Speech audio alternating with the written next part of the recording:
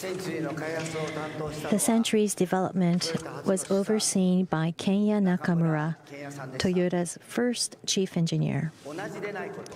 To be like no other, this spirit guided Nakamura in every aspect of the Century, from its development to production and sales. That development began in 1963. It was 30 years after Toyota started making cars, and only 18 years after the war.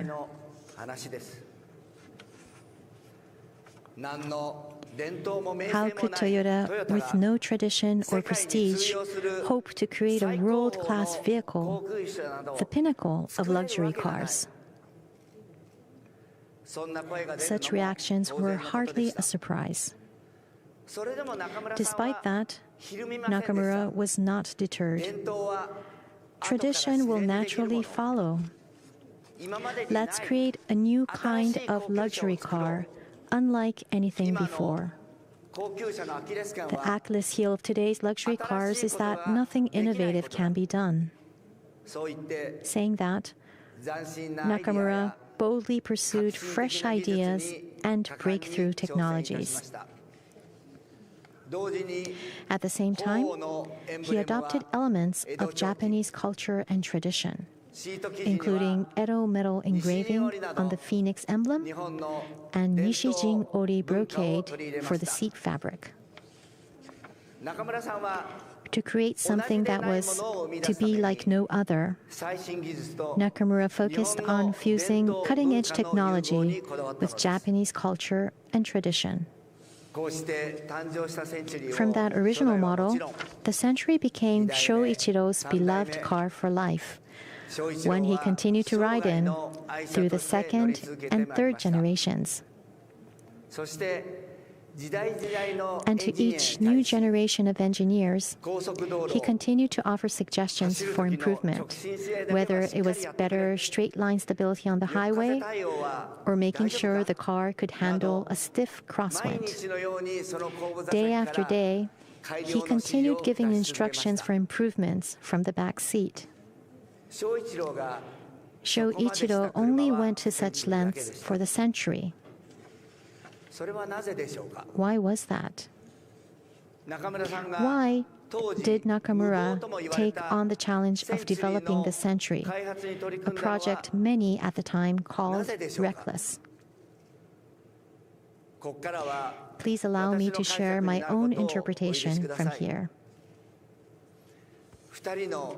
In their hearts, I believe, lay the same passion that Kiichiro poured into establishing the Automobile Association just 3 months after the war's end. This Automobile Association was the forerunner of the Automobile Business and Culture Association of Japan, which I currently serve as chairman. On forming this association, Kiichiro said, "I want to build a democratic, automotive industrial nation, contributing to Japan's peaceful rebuilding and to world culture." These words have never left me. The mention of Japan's peaceful rebuilding reflects a spirit of contributing to society through industry, a desire to bring back the smiles and peaceful daily lives of the Japanese people, with the automobile industry as a driving force. Meanwhile, contributing to world culture means building a better society through mutual understanding and exchange of cultures between different countries and peoples. What the people of Japan needed at that time, I believe, was a sense of pride in being Japanese. That is why Nakamura worked together with Shoichiro, the son of Kiichiro. and set out to make a car underpinned by Japanese tradition and skills, which they could proudly show on the world stage, a car that could contribute to world peace and cultural exchange. The pride of Japan. I believe the Century was created to fulfill that role.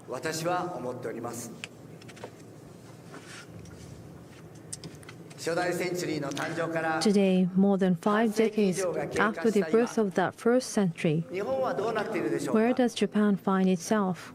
The Japan as #1 era is behind us, and we're now in what has come to be known as the lost 30 years.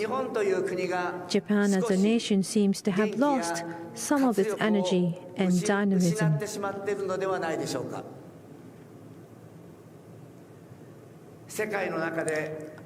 Along with their presence in the world.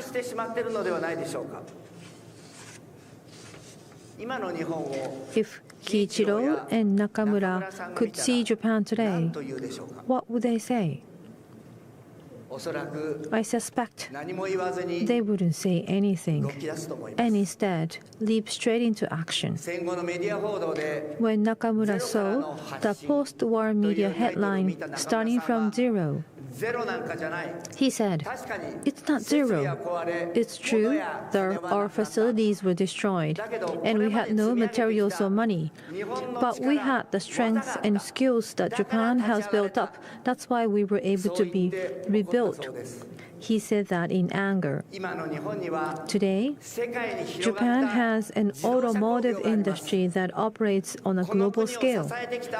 We possess the monozukuri skills that have sustained the nation, stunning nature that enchants people around the world, a rich food culture, and a spirit of hospitality. Today, we also have manga and animation, which have become synonymous with Japan. Likewise, in the areas of music and sports, young people continue to share Japan's charms with the world. I believe, now more than ever, we need the Century. Please watch this.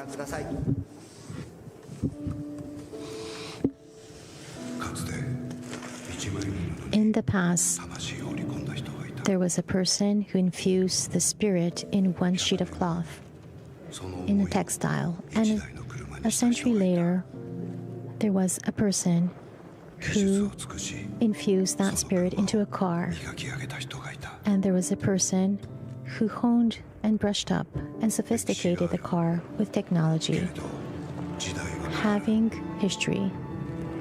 But times things change, but there are things that do not change. Being reborn through the ages. There is no end to monozukuri, no end to manufacturing. There probably is something that only Japan can create. Going along that one path with the only you, one of one.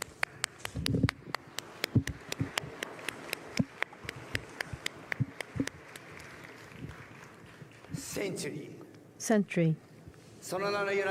The name is set to represent the 100th anniversary of the Meiji era and the birth of Sakichi Toyoda, the Toyota Group's founder. For me, it is about creating the next 100 years. And then there is the Century's Phoenix emblem. In Japanese mythology, the phoenix only appears when the world is at peace. Century is more than just the name of a car. It is a heartfelt desire for world peace and an endeavor to shape the next 100 years from Japan. That is what the Century means to me. With Shoichiro's passing, I came to see this as my personal mission. Of course, I cannot do it on my own. Thankfully, at Toyota, we have many colleagues who carry on the spirit of Kenya Nakamura. Together, we have decided to launch the Century brand.